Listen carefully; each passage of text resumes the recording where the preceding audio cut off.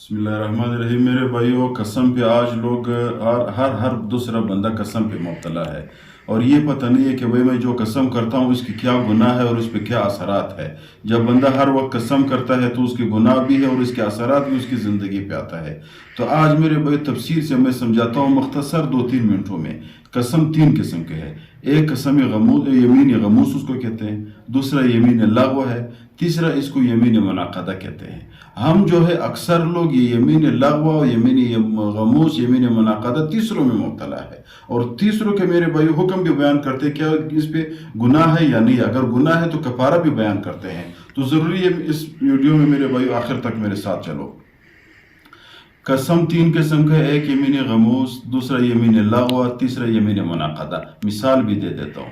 یمین غموس یہ ہے کہ بندہ قسم کھا جائے کہ خدا کی قسم میں نے یہ کام کیا تھا، حالانکہ اس شخص نے کیا نہیں ہے، جھوٹ بولا ہے۔ اس کو یمین غموس کہتے ہیں۔ اس کا حکم کیا ہے شریعت میں؟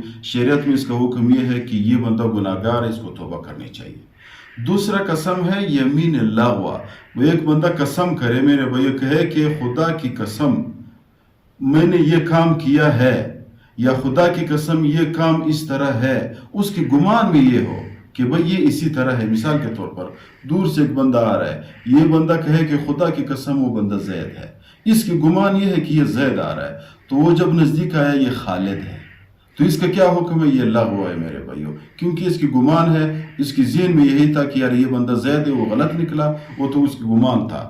تیسرا یمین جو ہے وہ یمین منعقدہ ہے۔ یمین منعقدہ میرے بھائی وہ ہے کہ ایک بندہ قسم کرے کہ آئندہ کے لیے میں یہ کام کروں گا یا نہ کروں گا، کرنے یا نہ کرنے کی قسم کرے۔ مثال کے طور پر ایک بندہ یہ کہے کہ خدا کی قسم زید کو یا خالد کو میں 100 روپے دوں گا تو بعد میں نہ دے، یا یہ کہے کہ میں نہیں دوں گا بعد میں وہ دے، اس کے خلاف کرے، تو اس کا کیا حکم ہے؟ تو اس قسم کی میرے بھائیو اس قسم کی کفارہ ہے۔ باقی وہ پہلے جو 2 قسم ہے اس کی کفارہ نہیں ہے، اس قسم کی میرے بھائیو کفارہ ہے۔ اس قسم کے کفارہ ادا کرنے پہ بندہ گناہگار بھی ہوتا ہے، بندہ میرے بھائی اللہ کے نافرمان بھی، اور اس کی زندگی پہ اثرات بھی آتے ہیں۔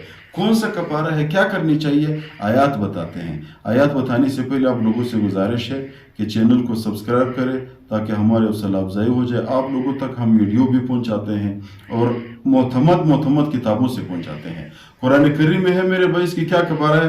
فَكَفَّارَةُ إِطْعَامُ 10 مساکین۔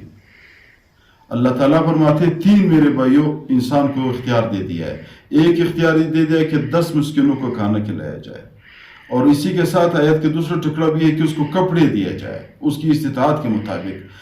دوسرا اللہ تعالیٰ نے فرمایا او تحریر رقبہ، اگر یہ نہیں کر سکتے ہیں، 10 مسکینوں کو کھانا نہیں دے سکتے ہیں، تو پھر غلام آزاد کرے۔ اگر غلام بھی آزاد نہیں، آج کل تو غلام ہے نہیں، غلام بھی آزاد نہیں کر سکتے ہو، فَمَن لَمْ يَجِدْ فَصِيَامُ 3 أَيَّامٍ، اگر بندہ یہ تینوں کام نہیں، کپڑے نہیں دے سکتے، کھانا نہیں دے سکتا ہے، غلام آزاد نہیں کر سکتا ہے، تو پھر اس بندے کو فَصِيَامُ 3 أَيَّامٍ، اس بندے کے لیے ضروری ہے کہ 3 روزے رکھے۔ جب ایک دفعہ قسم کیا اور کام پورا نہیں کر دیا تو اس کو 3 روزے رکھنی چاہیے، پھر یہ اللہ تعالیٰ کی ذمہ سے بری ہے، گناہگار نہیں ہے، اس کے اثرات اس پہ نہیں آتے انشاءاللہ۔